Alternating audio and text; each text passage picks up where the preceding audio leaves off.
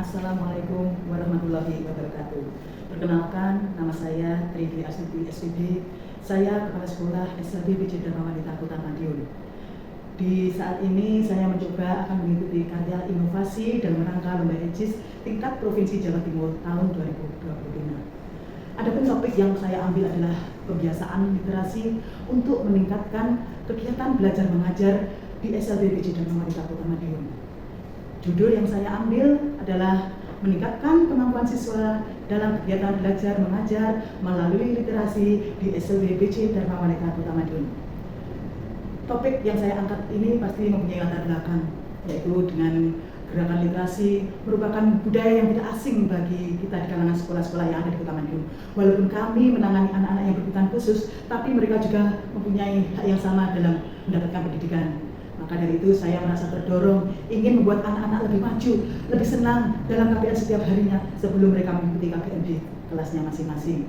Adapun hal-hal yang mempengaruhi saya untuk melakukan kegiatan literasi setiap pagi sebelum mengikuti kegiatan pembelajaran di kelas sebagai berikut. 1. Rendahnya kemampuan siswa dalam literasi. 2. Kurangnya minat siswa untuk dalam hal membaca maupun dalam hal berinovasi. 3. Keterampilan literasi yang kurang. 4. Kebutuhan anak keterampilan di abad 21. Alhamdulillah, berkat kegiatan rutinitas literasi setiap pagi, belajar di sekolah terasa nyaman, terasa senang. Siswa menjadi pandai dalam proses literasi. Siswa akan lebih fokus dan mudah untuk mengingat pembelajaran yang diajarkan guru di dalam kelas. Tujuan literasi yang saya adakan di sekolah: 1. Untuk meningkatkan kemampuan efektivitas kegiatan pembelajaran dalam aspek literasi di sekolah sebelum kegiatan pembelajaran di ruang kelas. 2. Meningkatkan pengembangan program literasi yang adaptif dan sesuai dengan karakteristik kebutuhan khusus masing-masing peserta didik.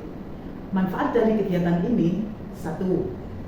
Memperkaya hasanah keilmuan mengenai pendekatan literasi yang responsif terhadap hubungan individual peserta didik di SLB PJ Dharma Wanita. 2. Menjadi dasar pengembangan program literasi sekolah yang lebih adaptif dan lebih inklusif. Sasaran inovasi dalam literasi ini: 1.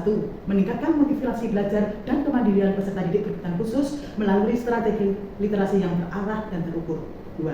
Mendorong kolaborasi antara guru, orang tua, tenaga pendukung, dan merancang kegiatan literasi yang berkesinambungan dan berpusat pada peserta didik. 3. Menciptakan media pembelajaran literasi yang kontekstual, menarik, dan mudah diakses oleh peserta didik dengan berbagai macam jenis kebutuhannya. Struktur organisasi. Struktur organisasi itu bisa terdiri dari guru atau pendidik yang bertanggung jawab untuk mengajar, melatih peserta didik berkebutuhan khusus dalam melakukan kegiatan pembiasaan literasi sebelum melaksanakan kegiatan pembelajaran di kelas. 2. Peserta didik berkebutuhan khusus belajar dan berlatih melalui kebiasaan pembiasaan literasi sebelum kegiatan pembelajaran. Mekanisme pelaksanaan kegiatan literasi. Pelajaran teori. Guru atau pendidik memberikan pengajaran dengan memberikan pembelajaran melalui penjelasan dan permainan menggunakan alat peraga yang edukatif. Kedua, prakteknya, siswa mengikuti arahan yang diberikan oleh guru dan melaksanakan kegiatan pembiasaan literasi rutin setiap pagi. Adapun fasilitas-fasilitas literasi untuk anak berkebutuhan khusus seperti adanya pojok literasi, alat bantu literasi, bisa berupa flashcard atau gambar atau papan huruf, atau permainan edukatif yang berbasis huruf dan kata. Aspek dan materi yang dikembangkan dalam inovasi literasi yang ditujukan secara khusus untuk anak-anak ABK di sekolah SLB. 1. Aspek kognitif dan bahasa. 2. Aspek motorik dan sensorik. 3. Aspek sosial, emosional, dan komunikatif.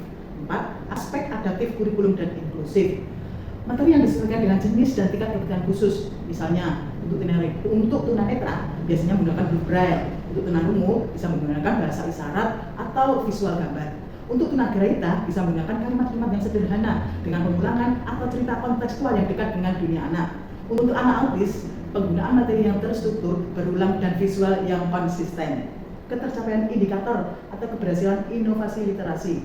Indikator dalam pelaksanaan inovasi literasi bagi anak peserta ABK dapat dilihat dari beberapa aspek. Contohnya aspek kognitif atau bahasa. Yang kedua, aspek sosial dan komunikasi. 3. Aspek motorik dan sensorik. 4. Aspek kemandirian dan sikap positif terhadap literasi. Dan yang terakhir adalah aspek kelembagaan.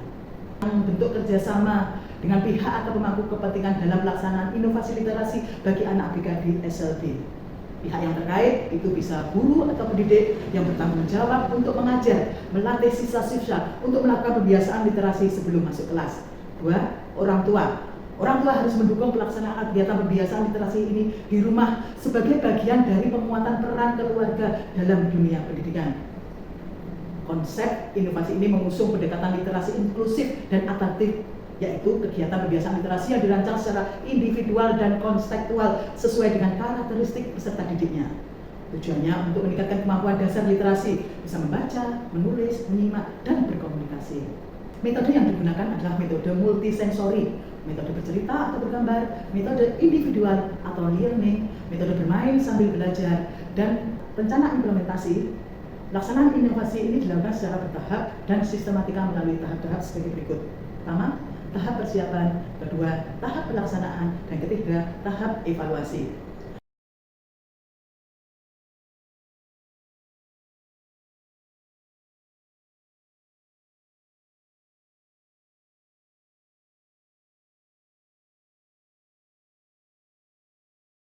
Itulah sebagian paparan sedikit mengenai inovasi literasi yang kami gunakan di setiap lembaga kami, pembiasaan setiap pagi kepada anak-anak didik kami, di mana kami berkomitmen untuk menjadikan literasi ini penyemangat bagi mereka, lebih senang, lebih rileks, lebih enjoy dalam mengikuti kegiatan belajar mengajar di lingkungan SLBB Citra Wanita sebelum masuk ke ruang kelas. Itu paparan saya, sekian dan terima kasih atas perhatiannya. Wassalamualaikum warahmatullahi wabarakatuh.